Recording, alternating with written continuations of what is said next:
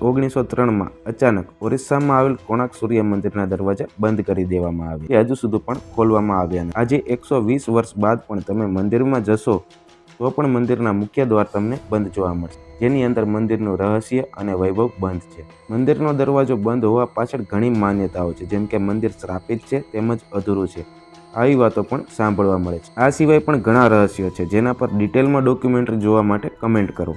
કોણાર્ક સૂર્ય મંદિર દેશના સૌથી મોટા 10 મંદિરોમાં સમાવેશ થાય છે. કોણાર્ક સૂર્ય મંદિરને શ્રી કૃષ્ણના પુત્ર રાંભે બનાવડાવ્યું હતું. મંદિર વિશે લોકલ સાથે વાત કરતા એવું જાણવા મળે છે કે રાતના સમયે મંદિરમાંથી નર્તકીઓના નાચવાના અવાજ સંભળાય છે. આ મંદિરનો ઇતિહાસ ઘણો જૂનો હોવાથી ઇતિહાસમાં મંદિરને નુકસાન પહોંચાડવાના પ્રયાસો સમયાંતરે થતા આવતા હતા. તેમજ કહેવામાં આવે છે કે મંદિરના ગુંબજ પર 52 ટનનું ચુંબક પણ હતું, જે સૂર્યનારાયણ દેવની પ્રતિમાને હવામાં તરતી રાખતું હતું. જે ચુંબક દાયકાઓ પહેલા આક્રમણકારીઓએ મંદિરને નુકસાન પહોંચાડી અને ચુંબકના ટુકડાઓ કરીને તેની સાથે ચોરી ગયા હતા. અવારનવાર આક્રમણના સામના કરીને મંદિર ખંડિત થયું.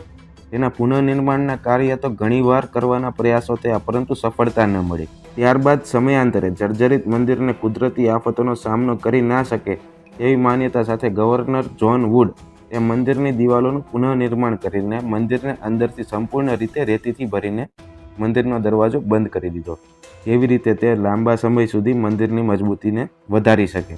જેના કારણે ત્યાં જવાવાળા ઘણા લોકોને હજુ સુધી ખબર નથી પડી કે મંદિરના મુખ્ય દરવાજા હાલમાં હજી બંધ છે.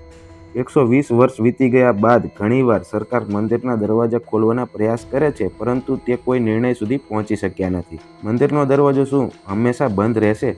શું ક્યારેય આ દરવાજો ખોલવામાં આવશે? તમારું આ વિષય પર શું કહેવું છે કમેન્ટમાં જણાવો.